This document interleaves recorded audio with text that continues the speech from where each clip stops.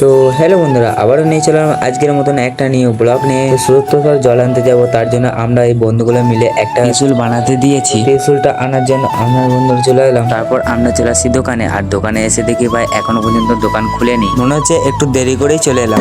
তো আর কি করব, আমরা বন্ধু মিলে ওয়েট করছি কখন আসবে দোকানওয়ালা। ঠিক আছে,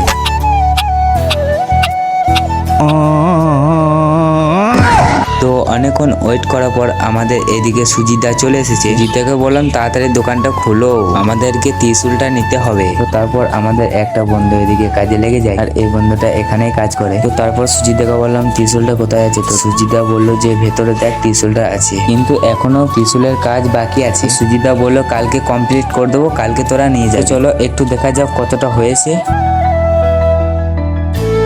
তো এই যে আমাদের ত্রিশুল, কিন্তু এখনো অনেক কাজ বাকি। তো বন্ধুরা আজকের ভিডিও ছিল এটুকু। তো ভালো লাগলে লাইক কমেন্ট এন্ড সাবস্ক্রাইব করে দিও। আবার দেখা হচ্ছে কালকে নেক্সট ভিডিও নিয়ে। তো টাটা।